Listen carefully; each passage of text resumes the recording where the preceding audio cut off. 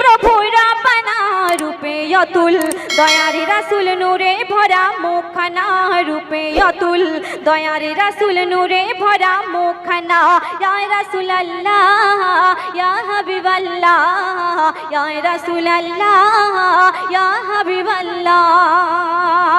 আমার আপনার দয়ার রাসূলকে, আমার আপনার আদি পিতা আদম এবং মা হাওয়াকে যখন আল্লাহ পাক সৃষ্টি করে জান্নাতের মধ্যে রেখেছিলেন, তখন আল্লাহ পাকের হুকুম ছিল যে জান্নাতের মধ্যে তোমরা সব আহার করবে, কিন্তু ভুল করে গন্ধম ফল খাবে না। অথচ সেই আদম হাওয়া ভুল করে গন্ধম ফল খেয়েছিল। তাদের সাথে কি ঘটেছে কবি ছন্দের মাধ্যমে মিসাল দিচ্ছে, দেখুন। আল্লাহ বলে আদম হাওয়া তোমরা শুনে রাখো না, জান্নাতে হতে সবই খাবে, গন্ধম কবু খাবে না। জান্নাতে হতে সবই খাবে, গন্ধম কবু খাবে না। আর তবু শয়তানেরই মোহে পড়ে, শয়তানেরই মোহে পড়ে গন্ধম খেলো দুজনা। জান্নাতে হতে দুনিয়াতে ফেলে দিলেন রাব্বানা, জান্নাতে হতে দুনিয়াতে ফেলে দিলেন রাব্বানা। তখন আদম হাওয়া করলে দোয়া, আদম হাওয়া করলে দোয়া, ভুলের ক্ষমা পেল না। দয়ার নবীর নামটি ধরে পেল তারা মার্জনা, দয়ার নবীর নামটি ধরে পেল তারা মার্জনা। ইয়া রাসূলুল্লাহ ইয়া হাবিবাল্লাহ, ইয়া রাসূলুল্লাহ ইয়া হাবিবাল্লাহ। আল্লাহ পাক এক সময় লৌহে কলমকে কি আদেশ করছেন, আর লৌহে কলম আল্লাহ পাকের কি বলছেন, আর লৌহে কলমের সাথে কি ঘটছে কবি তার পর ছন্দে লিখছে, শুনুন। আল্লাহ বলে লৌহে কলম, আল্লাহ বলে লৌহে কলম, শোনো বিশেষ ঘোষণা, আমার নামের পাশে লেখো মুহাম্মাদের নামখানা, আমার নামের পাশে লেখো মুহাম্মাদের নামখানা।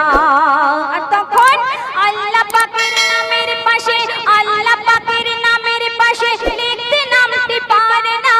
আল্লাহ বলে লৌহে কলম আদেশ পালন করো না, আল্লাহ বলে লৌহে কলম আদেশ পালন করো না। খোদার হুকুম করতে পালন, খোদার হুকুম করতে পালন, গেল পেটে মুখখানা। খোদার পাশে অবশেষে লিখিল নবীর নামখানা, খোদার পাশে অবশেষে লিখিল নবীর নামখানা। ইয়া রাসূলুল্লাহ ইয়া হাবিবাল্লাহ, ইয়া রাসূলুল্লাহ ইয়া হাবিবাল্লাহ। এক সময় এক ইহুদি আল্লাহ রাসূলকে ধরে বলছে কি যে তুমি তো নিজেকে নবী বলে দাবি করো, তুমি যদি আমার এই বেজবান ছেলেটিকে কথা বলাতে পারো তাহলে আমি কলেমা পড়ে মুসলমান হব, ঈমান আনবো। তখন আল্লাহ রাসূল সেই বেজবানকে কি প্রশ্ন করেছিলেন, আর বেজবান আল্লাহ রাসূলের প্রশ্নে কি উত্তর দিয়েছিল কবি পরের ছন্দে লিখছে, শুনুন।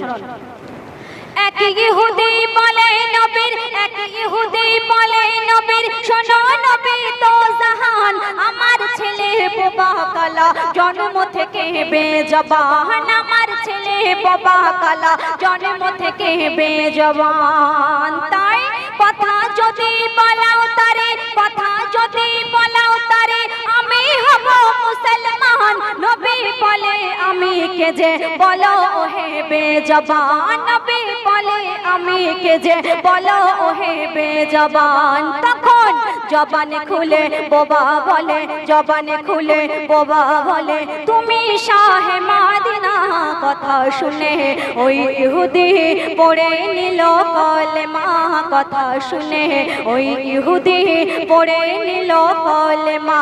ইয়া রাসূলুল্লাহ ইয়া হাবিবাল্লাহ, ইয়া রাসূলুল্লাহ ইয়া হাবিবাল্লাহ, ইয়া হাবিবাল্লাহ।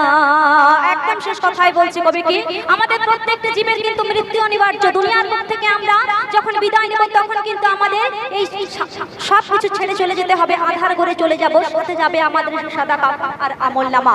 আমরা অনেকেই জানি যে সেকেন্দার মহান বাদশা ছিলেন, তাকেও দুনিয়ার মুখ থেকে এক সময় বিদায় নিতে হয়েছে।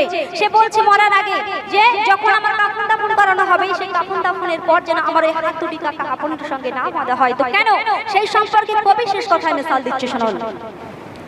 মরার আগে বলে গেলেন মহান বাদশা সেকেন্দার, মোরে হাত দুটিকে কাফন হতে বাইরে রেখো খবরদার, হাত দুটিকে কাফন হতে বাইরে রেখো খবরদার। কেন আমায় দেখে যেন লোকে, আমায় দেখে যেন লোকে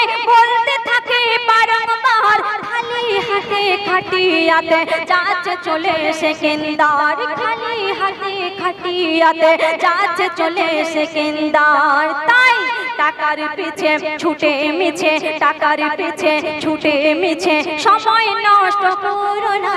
এম এ হাকিম প্রিয় নবীর দামানে কভু ছেড়ো না। এম এ হাকিম প্রিয় নবীর দামানে কভু ছেড়ো না। ইয়া রাসূলুল্লাহ ইয়া হাবিবাল্লাহ, ইয়া রাসূলুল্লাহ ইয়া হাবিবাল্লাহ, ইয়া হাবিবাল্লাহ।